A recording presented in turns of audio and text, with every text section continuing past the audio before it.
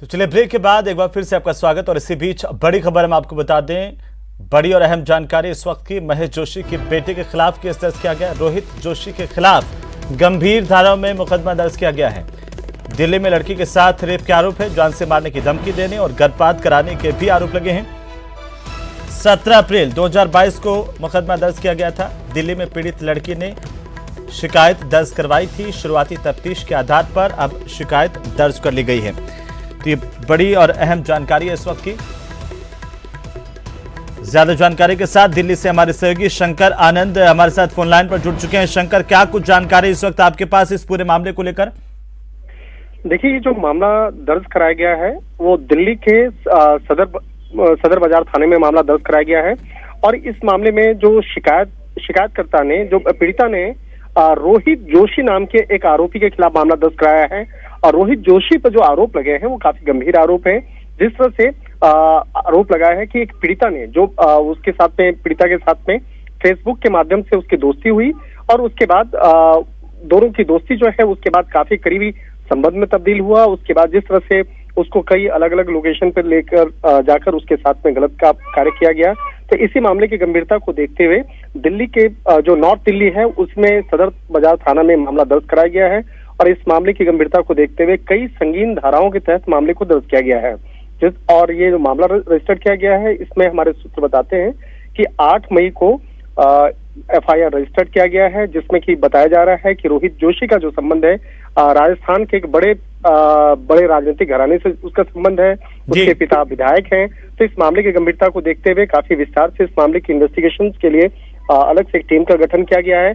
और सबसे महत्वपूर्ण है ये FIR 0 FIR के तहत रजिस्टर किया गया है, क्योंकि जो लड़का है जिस पे आरोप लगा है वो भी राजस्थान का रहने वाला है और जो लड़की, जो पीड़िता है, वो भी राजस्थान मूल की रहने वाली है।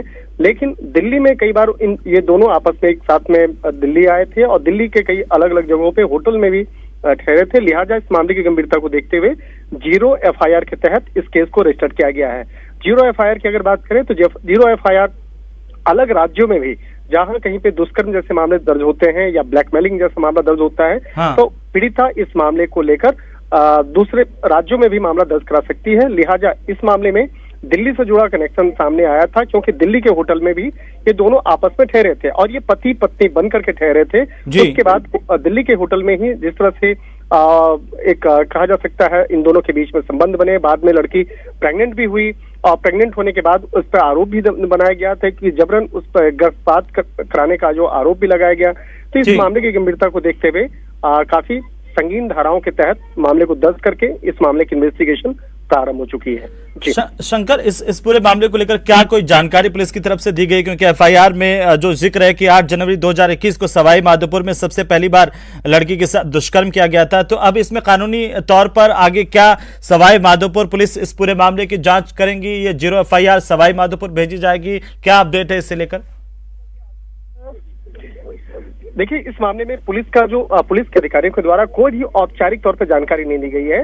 लेकिन हमारे जो सूत्र बताते हैं कि मामला काफी संगीन है, इसीलिए इस मामले में जो पीड़िता है उसकी आइडेंटिटी कहीं डिस्क्लोज ना हो या उससे जुड़े हुए कुछ जो पहचान है उसकी आइडेंटिटी डिस्क्लोज ना हो, इसलिए इस मामले में कोई भी औपचारिक तौर पर जानकारी नहीं दी जा रही है। ये अभी केस अब राजधानी दिल्ली में इन्वेस्टिगेट किया जाएगा। अभी फिलहाल इस केस को राजस्थान ट्रांसफर नहीं किया जाएगा। दिल्ली पुलिस की टीम इस मामले की इन्वेस्टिगेशन करेगी और उसके बाद इन्वेस्टिगेशन करने के दौरान जरूर दिल्ली पुलिस की टीम अभी कुछ दिनों के बाद राजस्थान भी जाएगी और खास तौर पर सवाई माधोपुर जाकर के जो आरोपी है उस आरोपी को पूछताछ का नोटिस देगी और उसके बाद पूछताछ की प्रक्रिया जो पूरी होगी उसके बाद ही कुछ इस मामले पर जो राजस्थान पुलिस के साथ में तमाम तथ्यों को साझा किया जाएगा, उससे बातचीत की जाएगी और आरोपी से जुड़े तमाम मामलों की जानकारी भी मांगी जाएगी। बिल्कुल शंकर, चलिए बहुत शुक्रिया तमाम जानकारी के लिए। लगातार अपडेट हम आपसे लेते रहेंगे। शंकर आनंद जानकारी दे रहे थे। 17 अप्रैल 2022 को मुकदमा दर्ज किया गया था। इसके बाद इन्वेस्टिगेशन की गई और इन्वेस्टिगेशन के बाद अब ये 0 FIR जो है उस पर पुलिस आगे जांच कर रही है, तफ्तीश कर रही है। चलिए आगे बढ़ेंगे। धौलपुर में शनिवार को चंबल नदी